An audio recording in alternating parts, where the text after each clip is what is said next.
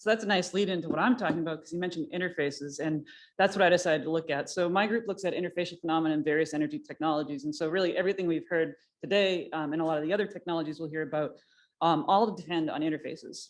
And so what I mean by that is there's really complex chemical physical processes that happen around and through and at the interfaces that usually are critical to driving the performance. So in the upper corner there, I've got pictures of some carbon capture materials. So you have to worry about the flow of gas through the materials, the residence time it has to actually interact and have that chemical bonding or adsorption on the surface with the CO2. In batteries, there's interfaces all over. Sean had a great picture there showing that. Batteries are just made of sandwiching materials together. And all the really important physics happens at those interfaces, whether it's the electrochemistry that produces the electrons, but more often than not, there's also the secondary reactions and the degradation that happens that causes failure and safety issues in batteries. So I find it very interesting to look at these interfaces and to go against what Sean was saying with his techniques. It's hard to look at them. They're embedded. He does have some really great techniques, but it's very difficult to look at these embedded interfaces experimentally. Just by their nature, they're very small. They're, as I said, they're embedded. So we use computational models, which are able to actually isolate those interfaces and look at them in more detail than you can often get with experiments.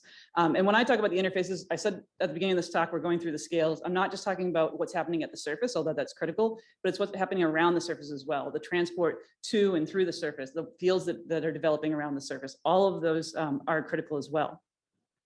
So we look at a lot of different systems. I'm just going to talk about some of the battery work that we do. So high energy density batteries are mostly looking at things like metal air batteries, whether that's lithium air or otherwise. Right now, we're looking at lithium ion is what we have. You can see that's midway down on the kind of the plot up there. To really get these high energy densities that are potential out of these metal air batteries, we first need them to be operating stably over long periods of time. And that's one of the challenges we have right now. One of the big things that happens is we have this issue of dendritic growth. What we want are during charging and discharging to have surfaces kind of move back and forth as you have stripping and plating of the ions. That's not what we have happening. Instead, we have these growths that are kind of tree-like branched growths, which are known as dendrites. They're a big challenge to the safety and the performance of batteries. And so my group's been looking at this for a number of years, trying to understand the fundamental chemical physics and also to try and figure out ways that we can engineer better interfaces that'll perform for longer, safer batteries. So one of the areas we're looking at is the idea of mixing near the interface. What we know is that mixing controls how these dendrites grow.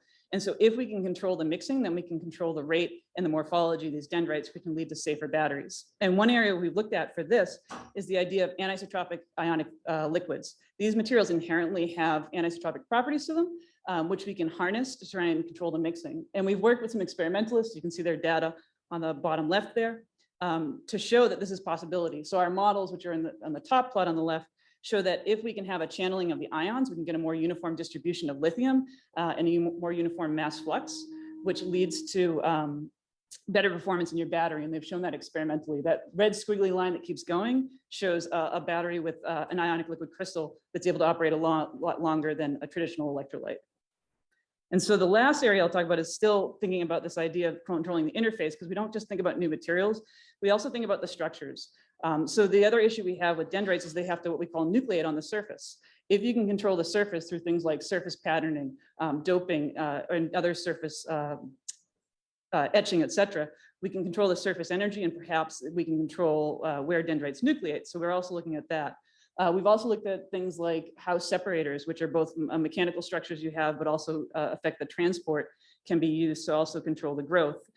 Where you can look at hybrid materials where you're trying to combine mechanical strength with fast transport and conductivity all together, and how when you mix those materials together, they can lead to either better performance or worse performance, depending actually on fabrication processes and heterogeneities that develop. So we just kind of look at all different things, and our models allow us to look at not just batteries, but we look at CO2, biofuels, et cetera. I'm done.